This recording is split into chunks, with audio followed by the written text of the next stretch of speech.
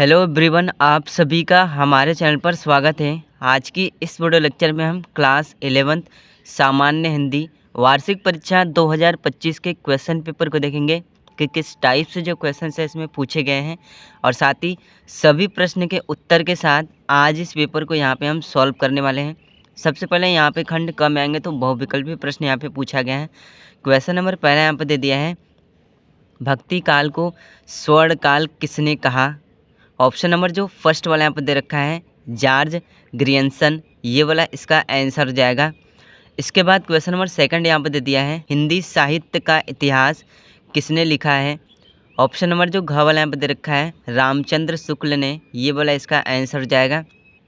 इसके बाद question number तीसरा यहाँ पर दे दिया है, विनय पत्रिका के रचयिता हैं। ऑप्शन नंबर जो ग वाला यहाँ पर दे रखा है तुलसीदास, ये इसका आंसर हो जाएगा। इसके बाद क्वेश्चन नंबर 4 यहाँ पर दे दिया है, तारक सप्तक का प्रकाशन वर्ष है। ऑप्शन नंबर जो फर्स्ट वाला यहाँ पर दे रखा है 1943 ईस्वी, ये वाला इसका आंसर हो जाएगा। इसके बाद क्वेश्चन नंबर 5 यहाँ पर दे दिया है, खड़ी बोली गद्य की प्रमुख रचना है।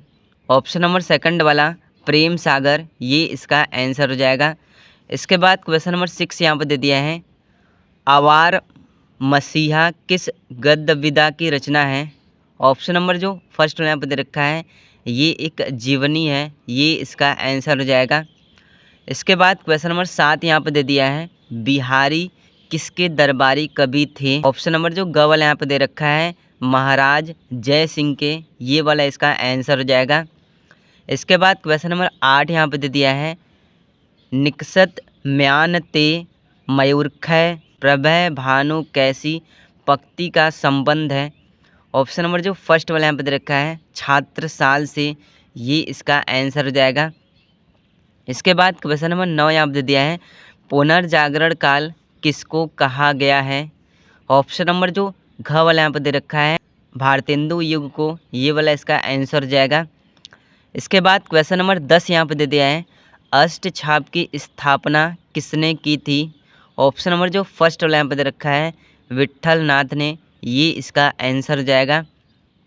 इसके बाद क्वेश्चन नंबर 11 में आएंगे तो अत्र और अन्य का यहाँ पे हमें अर्थ बताना है।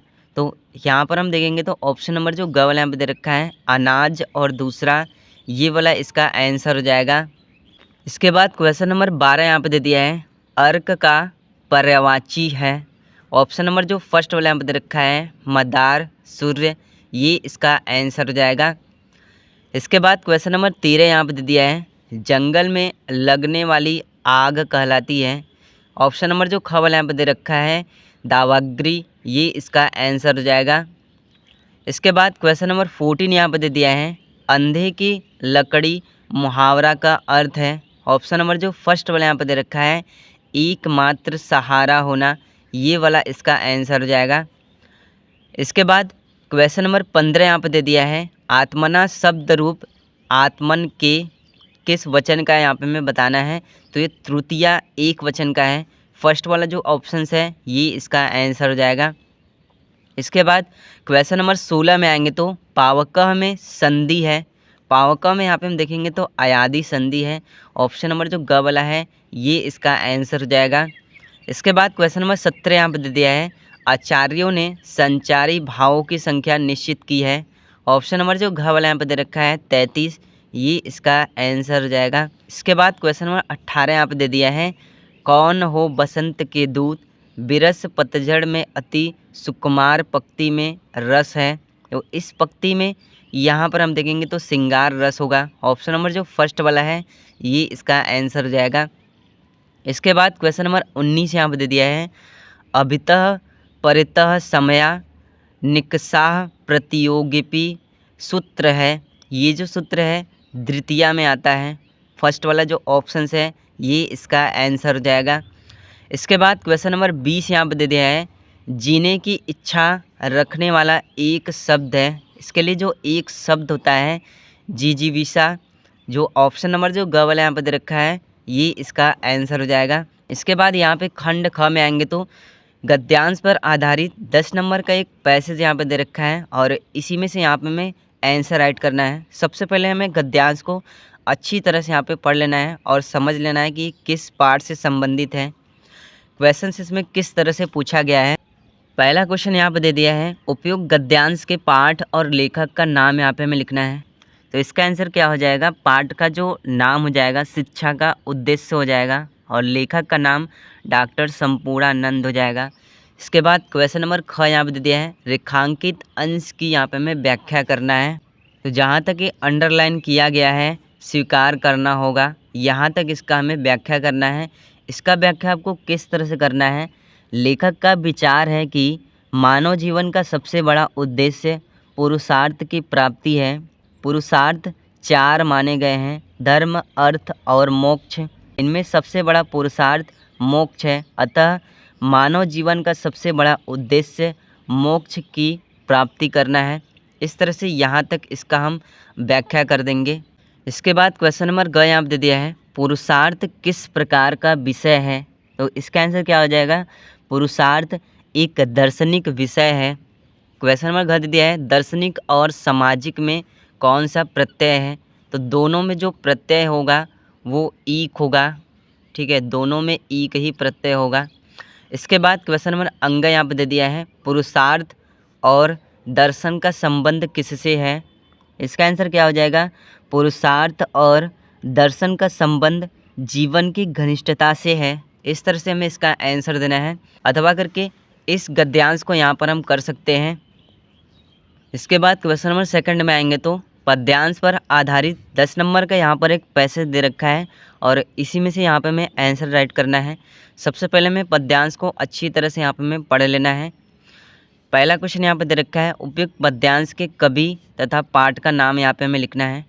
तो सबसे पहले यहाँ पे हम देखेंगे तो जो पाठ का नाम हो जाएगा भक्ति एवं श्रृंगार हो जाएगा, कवि का जो नाम हो जाएगा बिहारी लाल हो जाएगा।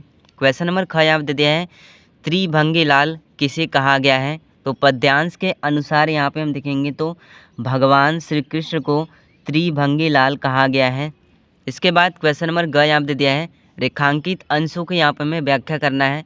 यहाँ पर हम देखेंगे तो यहाँ से लेके यहाँ तक ये अंडरलाइन किया गया है और इन्हीं का यहाँ पे हमें व्याख्या करना है। इसका व्याख्या आपको किस तरह से करना है, कवि बिहारी लाल कहते हैं कि एक व्यक्ति को अपने कुटिल और नीच गुणों को त्यागना चाहिए, उसे सरलता और ईमानदारी के साथ अपने जीवन का अधिकतम आनंद लेना चाहिए।